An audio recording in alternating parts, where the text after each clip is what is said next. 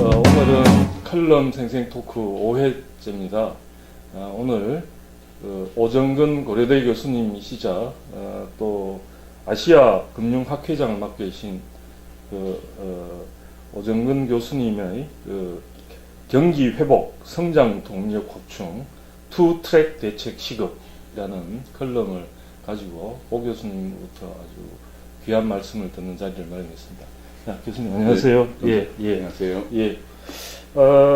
일단 제목에서 알 수 있듯이 지금 이제 현재 우리 경제가 상황이 이제 여기 컬럼에 일단 질타하셨습니다. 첫 부분을 보면 네. 이제 인식을 정확하게 하고 거기에 따라 이 정책을 내야 되는데 지금 인식이 정확하지 않고 그러니까 진단이 정확하지 않고 그렇다 보니까 처방도 이 장밋 빛으로 이렇게 미사 여구만 내놨지 아주 구체성이 떨어지는 아주 그런 제대로 된 정책을 못 내놓고 있다. 이렇게 아프게 좀 이 정부로서는 좀 아픈 그런 말씀부터 시작을 하셨습니다. 그래서 일단 정확한 인식으로부터 들어가서 우리 교수님께서 보시는 지금 현재 우리 경제 상황이 어떤지에 대한 것부터 조금 말씀을 해주시겠습니까? 네.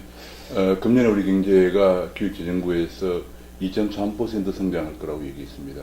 이 본래 2%라고 하는 성장률은 현재 금년에 미국 경제 성장률이 2%라고 얘기하고 있는 데서도 알 수 있듯이 1인당 소득이 약 한 4만 달러에서 5만 달러 되는 선진국에서 하는 얘기입니다. 우리나라는 현재 2만 3천 달러도 아직 못 되고 있는데 그 정도 국가에서 2%라고 그러면 이거는 우리 경제가 선진국이 되기도 전에 조로화하고 있는 현상이다. 이렇게 볼 수 있습니다.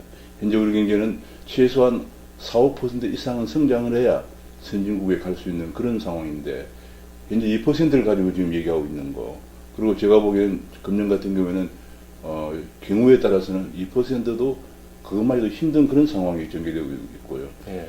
우리가 4, 5년 전만 하더라도 잠재 성장률이 한 4%라고 그랬는데 지금은 잠재 성장률이 불과 3%로 추락을 하고 있는 상황이고 그래서 예. 우선 길게 보면은 우리나라의 성장 동력이 너무 빨리 위축되면서 예. 경제가 크기도 전에 선진국도 되기 전에 빨리 늙어가고 있다는 그런 이제 점이 있고요. 또 단기적으로 본다면은 단기적으로는 항상 그것이 안정화 정책이라고 그래가지고 그런 잠재 성장 수준에 못 미치면은 불필요하게 실업자를 유발하는 거고 너무 또 그걸 넘었으면은 과열된 또 버블이 발생하는 거니까 항상 단기 안정화 정책은 그 잠재 성장 수준에 근접하도록 운용하는 게 가장 중요한데 이제 또 그나마 잠재 성장 수준은 3%인데 그것도 안 되는 지금 그런 상황이 되고 있기 때문에 또 단기적으로는 또 거시 정책을 안정적으로 운영해야 되는 그런 입장에 있습니다. 예.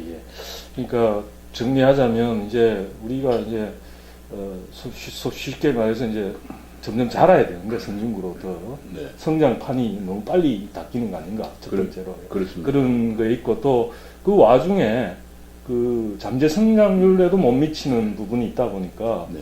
단기적으로도 경기 부양 내지는 경기를 좀 회복하는 그런 정책들이 필요하겠다 이런 말씀인 것 같습니다. 그래서 그렇습니다. 일단 제일 먼저 잠재 성장률이 이게 급속하게 하락하는 그 부분에 대해서 이게 실제 현재 어떤 정도로 문제가 있는 것인지 네. 조금 언급을 해주세요. 가장 큰 문제는 이제 잠재 성장률이라는 것은 결과적으로 어느 나라 경제든 기업이 투자를 하지 않고는 성장할 수가 없는데 우리나라가 지난 10년간 투자 증가율이 평균 1.7%였어요. 예. 그러니까 10년간 1%대 투자 증가율을 기록했다는 얘기입니다. 예. 이 얘기는 우리가 어느 정도 문제가 있나를 생각해보면 경제가 가장 우리가 왕성할 때, 성장이 왕성할 때는 보통 우리가 한 20% 정도 투자 증가를 기록해왔습니다. 그래서 이제 경제 성장률이 보통 8, 9%대였거든요. 그때야말로 투자가 성장을 견인해오는 그런 때였죠. 그러나 지금은 투자 증가율이 지난 10년간 평균 1.7%라고 하는 것은 기업들이 그야말로 대체 투자 정도, 설비들이 마모된 것 정도 대체 투자 정도 하고 실제 신규 투자는 거의 하지 않고 있는 상황이거든요. 그러다 보니까 현재는 기업 투자가 성장을 견인하는 상황이 아닙니다. 그래서 가장 큰 원인은 투자가 위축되어 있다는 거죠. 투자가. 예, 지금 방금 참 우리가 1%대로 10년째 투자가 대체 투자를 한 데 그치고 새로운 정확한 의미에서 신규 투자는 거의 일어나지 않고 있다는 그런 말씀을 하셨는데, 이게 사실 사람들은 그 차이를, 예컨대 그게 1%씩 매년 10년간 더 있는 거하고 그 차이가 얼마나 큰 건지 사실은 잘 모르지 않습니까? 그래서 이렇게 예. 생각하면 됩니다. 우리가 기업 투자가 1.7%밖에 안 되다 보니까 성장률이 뭐 지난 10년간 평균 성장률이 보통 한 3, 4%밖에 안 되거든요. 예. 그럼 우리가 과거에는 8, 9% 되다가 보통 3, 4% 되면 1% 성장하는데 6만 명 정도의 고용이 창출이 되거든요. 예, 예. 그럼 뭘 4, 5% 떨어졌으니까 그럼에도 한 25만 명 정도의 일자리가 없어진 거죠. 예. 그러면 대학 졸업생들이 연간 50만 명씩 나오니까 3, 4% 갖고는 한 20만 명 정도밖에 일자리가 창출이 안 되거든요. 그럼 예. 물리적으로 갈 데가 없는 청년들이 매년 30만 명이 쌓여왔다는 얘기예요. 예. 지난 10년, 15년간 쌓여왔기 때문에 오늘날 이제 비정규직 700만 명, 800만 명 얘기 나오는 그건데. 그래서 사람들이 성장률 그러면 잘 감이 안 잡히는데 그것이 그렇게 생각합니다. 일자리가 이전에 그러니까, 한 20만 만 개밖에 창출이 안 되고 한 30만 명 정도의 그 실업자가 예. 지난 10년, 15년 동안 쌓여왔다고 생각하면 쉽게 얼마나 큰 예, 문제인가를 예, 예. 알 수 있겠습니다. 그래서 이제 이런 게 원인이 뭐냐에 대해서 조금 더 이제 생각을 네. 해볼 필요가 있는데, 이게 이제 기업들이 신규 투자를 하지 않는 데는 뭐 흔히 말하듯이 이제 추격형 딴 데를 보고 네. 따라하는 걸 넘어섰기 때문에 그렇다는 진단도 있고, 네. 또 지금 이제 경기 침체기다 보니까 사업의 전망이 네. 그렇게 좋지 않아서 또 투자를 잘 못하는 부분이 있고, 불확실성이 또 네, 있다 보니까 네. 거기에 더해서 또 한편으로는 경우에 따라서는 또 정치적 분위기 내지 환경이 이게 뭐 경제 민주화다 뭐다 네, 네. 그런 부분이 또 한편으로는 그게 불확실하니까 이게 좀 주저하게 되는 그런 부분도 있을 테고, 여러 가지 복합적일 텐데 그거는 어떻게 네, 가장 큰 생각하고 원인은 이제 예. 기업들이 국내 투자를 하지 않는 거죠. 예. 그래서 그 계기가 언제냐면 1987년도 흔히 민주화라고 하는 예. 그것이 이제 87년대 발생하면서 우리나라에 굉장한 강성 노조가 등장하고 그 다음에 엄청나게 임금이 급등하게 되면서 그때부터 우리 기업들이 해외로 나가기 시작합니다. 예. 그래서 92년부터 우리나라가 중성장기로 들어가요. 예. 그때가 뭐냐면 그래서 우리가 국내 제조업이 GDP에 차이는 제조업 비중이 88년을 계기로 해서 정치하게 됩니다. 예. 왜냐하면 제조업들이 해외에 나가면서 얼마나 예. 많이 나가냐면 예. 수출입은행 통계에 등록된 예. 법인들, 개인이 뭐 사업하는 게 아니고 법인들만 해외에 나와 있는 법인들만 우리나라가 5만 2천 개가 나가 있습니다.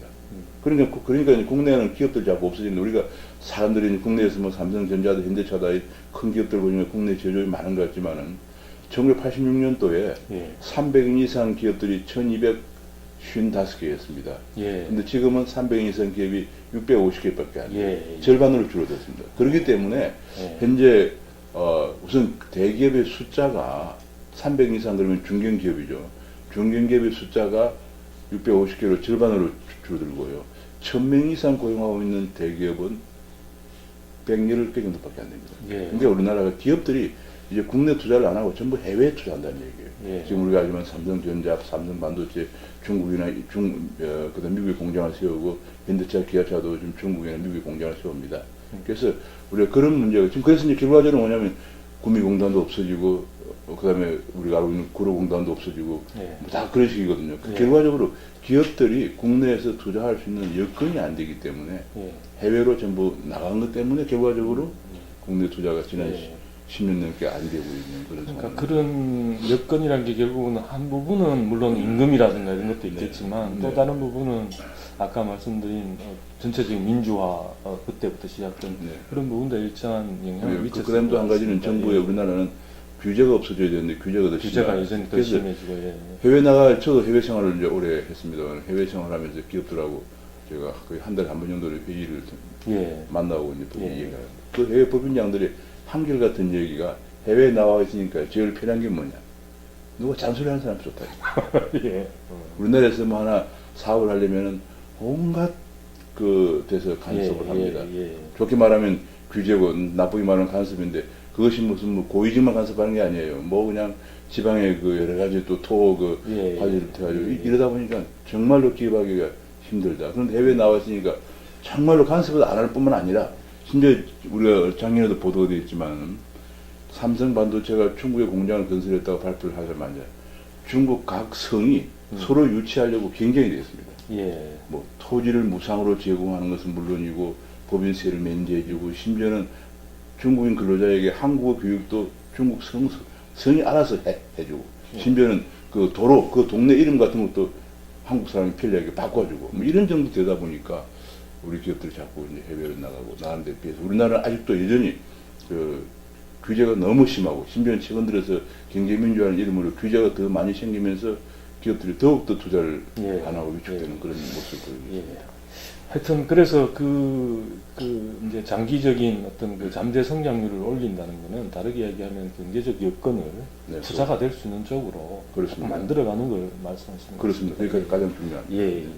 그리고 이제 또 하나는 지금 이제 아까 투 트랙으로 이제 잠재 성장률을 네. 올릴 수 있는 그런 걸 해야 되고 두 번째로는 또 지금 이제 그 단기적으로 네. 지금 이제 경기 침체가 오래되다 보니까 이게 말하자면 잠재 성장률에도 못 미치는 지금 현재의 성장률이 그렇다. 그래서 그렇습니다. 이걸 확장적인 어떤 재정, 네. 그다음에 금융, 환율 이런 쪽으로 해서 좀 올릴 필요가 있다 이런 말씀을 하셨는데요.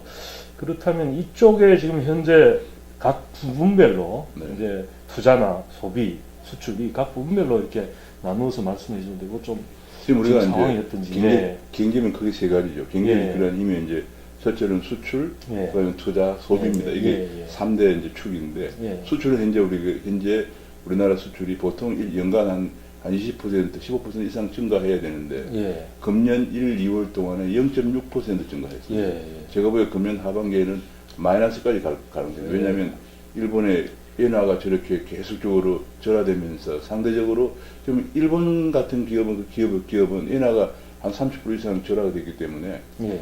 미국에 자동차를 팔 때 한 20% 깎아서 팔아도 돼요. 디스카운트에서. 지금 현재. 반면에 한국은 미국에서 차를 팔 때 오히려 원화 가치가 올라갔으니까 한 10%도 올려야 돼요. 그러면 예. 미국에서 어떤 차를 사겠습니까? 예. 20% 정도 가격이 낮게 부르는 일본 차를 사는 건 너무 당연하거든요. 그래서 네. 벌써 이제 시장 점유율이 낮아지고 있고요. 그래서 그런 것 때문에 이제 수출도 지금 1%도 안 되는 증가율을 보이고 있고요. 예. 그 다음에 또 이제 소비가 가장 중요한데, 소비는 현재 가계부채나 부동산 때문에 가계가 소비할 여력이 없습니다. 그래서 네. 소비 증가율도 반토막이 났고요. 네. 그 다음에 아까 우리가 말씀했지만 기업 투자 증가율은 지금 현재 지난 10년간 1.7% 증가하는 것도 모자라서 작년 하반기부터 기업 설비 투자 증가율이 마이너스를 기록하고 있습니다. 예. 지금 겨우 하고 있는 게 이제 뭐 지방에 그 공공기관 옮긴다고 해서 예, 투자하는 예, 건설 예. 그 정도만 있고 예. 전국의 부동산 경기 침체로 건설 투자도 거의 완전히 빈세 상태에 빠져 있고 그래서 투자, 소비, 수출 어느 거 하나가 지금 괜찮은 데가 없습니다. 그래서 예. 그러다 보니 우리 경제가 잠재 성장 낮아지고 있는 잠재 성장률 수준에도 미치지 못하는 그런 성장률을 보이고 있기 때문에 예. 이걸 극복하려면 이제 여러 가지 그 통화 정책이다, 재정 정책이다, 그다음에 환율 정책을 예. 확장적으로 이끌어가야 되는 예. 그런 상황입니다. 예. 예. 그래서 이제 결국은 하나씩 보면 재정 쪽은 결국은 이제 추경이라는 걸 네. 통해 갖고 지금 얘기가 되고 있는데요.